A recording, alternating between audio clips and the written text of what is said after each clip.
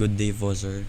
Ito po yung video demonstration ko for midterm project, sir. Then, una ko pong i-demo, sir, is yung interbalancer.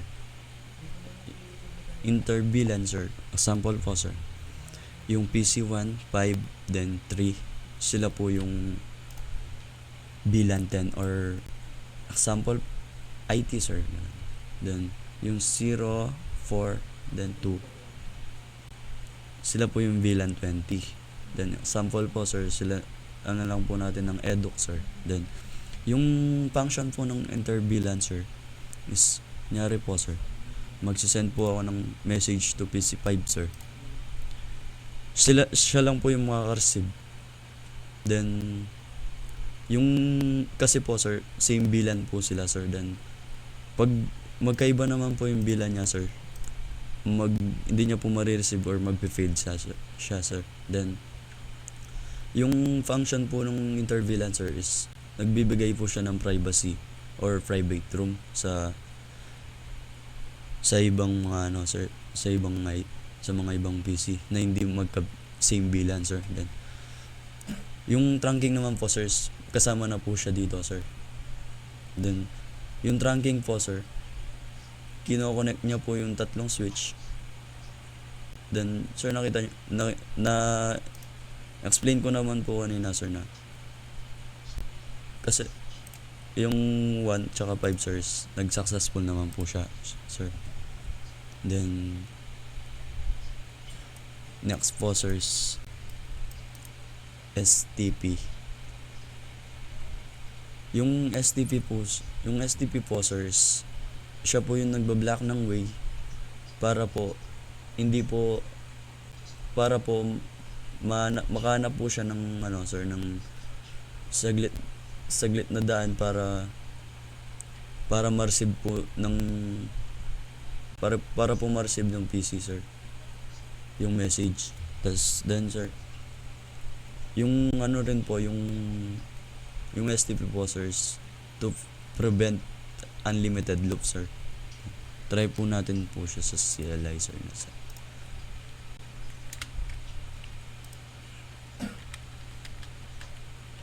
Enable then no SP tab BL 10.20. Next, enable no SP BL 10.20.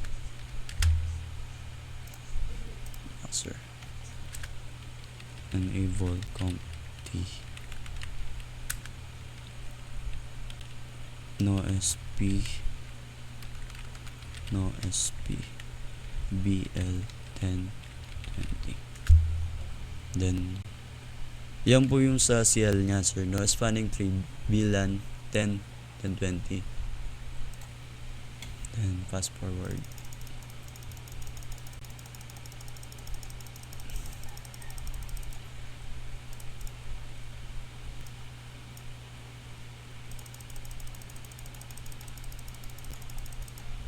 Then, try po natin mag-send ng message kung na-apply na po ba yung STP. Then, ayan po, sir. Same VLAN po siya, sir, pero na-block po ng STP yung message. Then, sir, next. Then, 024. Ayan po, sir. Then, ayan po, sir. Tapos makikita nyo naman po na pag nakaano na po yung STP, sir, tapos parang nagbiblink po yung mga green, sir. Then, next is ayos muna natin. Pag i-enable mo naman po siya, sir, ganito rin po siya. SP then BL 10.20. Enable CompT SP BL 10.20.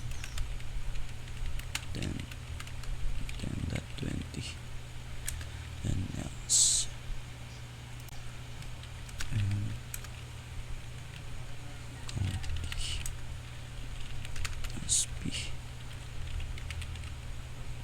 BLs 20. Then yan.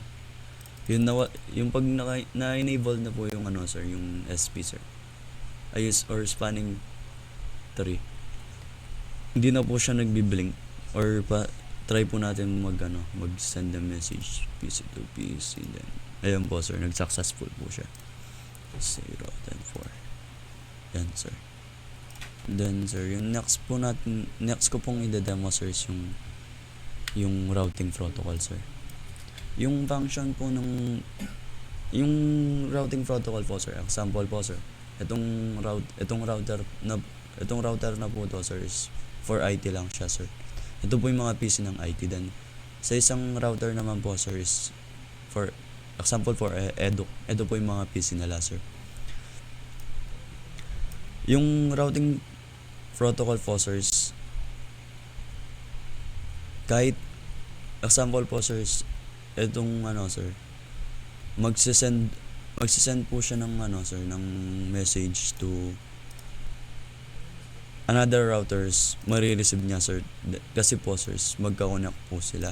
Then another example po, itong router na po to is for library, or ito po is registrar. Then magkaiba po sila ng room sir, pero magka-connect po yung router nila sir. Marireceive niya po yung message ng library to registrar. Yun lang po sir. Thank you.